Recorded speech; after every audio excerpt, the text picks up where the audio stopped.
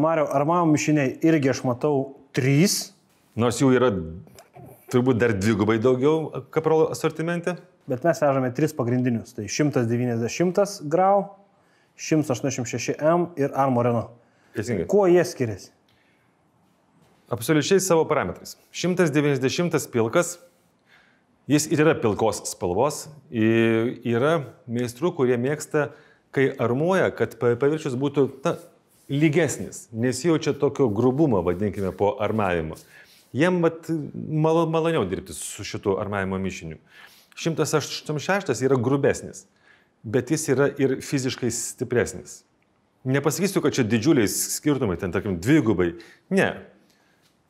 Kaip prieš dekoratyvinį tinka, nežinau, aišku, ne juoda. Balta, vidutinio atspalvio, tikrai užtenka ir 190 pilko. Kas nori šiek tiek stipresnio, arba M, tai yra mašinė, tai lengviau dirbti mašininiu būdu. Jis tam pritaikytas, bet tinka ir rankiniu būdu. Tai, sakyčiau, populiariausias yra 186M, 190 jau eina į šoniuką, nes visgi, pastebėjo žmonės, kad stipresnis yra 186. Pastebėjo kaip. Toks ir pastebėjimas, bet yra tvirtesnis, 186. Arma Renault 700, sakyčiau, galbūt ne flagmanas armavimo mineralinių mišinių, bet labai universalus. Tarkime, kuo jis turi privalumą. Jis yra praktiškai baltas, balto cemento. Baltos spalvos. Balto cemento. Jo yra, kam labai jau patinka, kad normavus baltas. Kai pagalvoju, kokia prasmė, jeigu vis tik mes ir gruntuosime, ir tinką dėsim. Bet labai dažnai palieka ten pusę metų, metus ir daugiau. Gali būti. Ir jiems gražu, baltas, gražu, nepilkas kažkoks, kaip fui. Ar tai pagrindinė savybė, jeigu tik tai tokia, man kaip technologui gaila, biški, kad dėl to yra, nes šitas mišinys tikrai laiko smūgį tikrai daugiau, geresnį, jis yra elastingesnis, jo galima dengti iki 7 mm vienu sluoksniu. Iki 7. Iki 7. Va šitais 7 mm abejoju, greičiausiai vienu sluoksniu sutrukinės. Ir klijuot galim, ir armuot, ir gali būti kaip galutinė danga. Finišinis sluoksnis. Taip, tik tai nereikia suprasti, kad jeigu, sakot, finišinis sluoksnis galimas, vadinasi, tai gal galima su tik tai ir praglaistinėti vietomis, kad būtų lygiau. Net čia ne tas principas. Jeigu jau galutinė danga, vadinasi, šukos 8x8, kampu pravedėm, pralyginom ir paskui maždaug po kažkokio ten prastovos, valanda, panašiai, einam su tokia guminė porėta trintuvė, užtrinam drėkindami, turim tokį gražų, tolygų šiurkštoką paviršių. Ir galim tai palikti ir paskui mes jį nudažom. Dažom kuom? Jeigu mes lauksime po armavimo kokias, tarkim, 3-5 dienas, tai dažysim silikatiniais dažais. Nes ant mineralo geriausia yra silikatiniai dažai. Tas pats šarmingumas artimas nebus dėmėm. Jeigu nudažėm iš karto silikoniniais, tikėtina, kad bus tam tikras žirafos kailis. O silikoniniais tai galim po mėnesį dažyti turbūt. Kada pilnai išdžius? Spėju, ir porą savaičių yra taip gana optimalu, kad jau bus išdžiūvęs, kad nebebūtų dėmių. Žinoma, mėnuo visada yra geriau. Bet į finišą, paskutinį sluoksnį, jeigu tu teisingą sluoksnį padarai, jį gali palikti 10 metų. Ar reikia būtinai uždažyti? Reikia uždažyti. Uždažyti būtinai. Taip, taip. Mineralinės medžiagos yra įgeriančios drėgmę. Reikia duoti apsaugą. Galime, aišku, palyginti, tarkime, kas yra, kai kam yra aktualu tas smūgis. Tarkime, kaip išmatuoti, ant kiek yra stipresnis vienas ar kitas mišinys.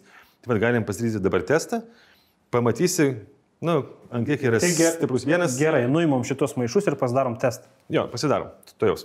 Mario, turim mes, pašnekėjom apie armavimo mišinius, turim pilką, turim baltą. Taip.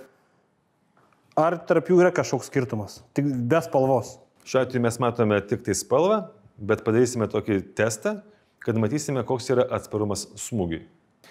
Testas vyks maždaug, yra kilograminis kamuolys metalinis, jis metamas yra iš 1 metro aukščio. Tai atitinka 10 džiaulių jėgą, vadinkim, svorį. Tai jeigu mes turim 10 džiaulių ir daugiau, tai yra pirma kategorija atsparumas smūgiui. Jeigu mesčiau iš pusės metro, tai būtų 5 džiauliai. Tai turėtų neatlaikyti net ir tiek paprastas pilkas mineralinis mišinys. ten, man atrodo, jis yra iki 3 džiaulių, tai aš turėčiau vos nemesti iš 30 cm.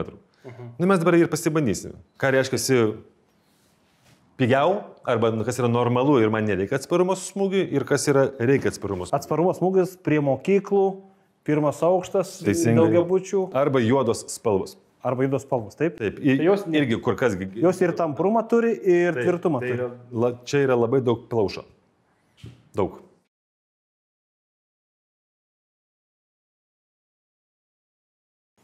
Pasižiūrim, kas gavosi. Na, va.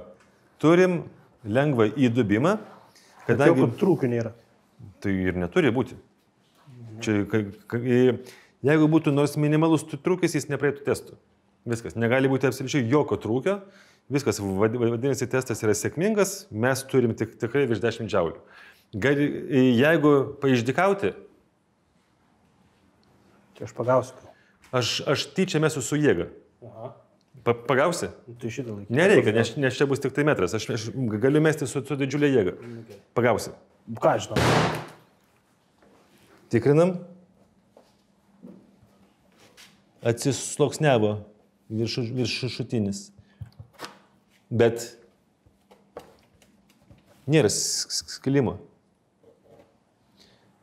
Oi, komentarų gausi, kad čia prispaudai. Bet kitas atvejis, kadangi yra polistirenas, tai polistirenas ir įdubo. Jeigu būtų vata, grįžtų. Ne taip būtų sužalotas. Dabar mes eisime prie paprasto. Net nemesime iš metro. Siūlo kažkur iš šalankos bent trečdalį paleisti. Va tik kažkur iš šitoko tik tai aukščio.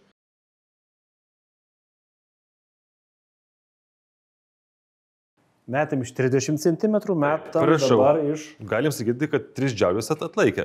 Bandome maždaug iš 60 cm dabar paleisti. Toj minutėlė, maždaug 1/3, 2, kažkur, galim, panašiai, bandom. Dar laiko. Yra trūkių. Ne, nėra. Čia standartinis armam mišinys. 186. 186. Ką, bandom visą metrą? Palauk, į kitą vietą, ne? Va čia kažkur. Metam? Metam. Va, jau trūko, jau nebepraeitų. Aha. Jau nebepraeitų. Bet vis tiek galime pasakyti, kad šaunuolis arti pirmos kategorijos. Čia jau trūkis yra, matosi. Kad ir standartinis armam mišinys atlaiko, kokius 8 džiaulius. Sunku pasakyti, ar ne, tarkime. Taip, pirmos kategorijos jis nepasiekė, bet tiesą pasakius mane patį nustebino. Aš tikėjausi, kad bus silpnesnis. Pasitikėkite Kaprolo mišinys. Pirkit Lemorai. Jo, pirkit Lemorai. .lt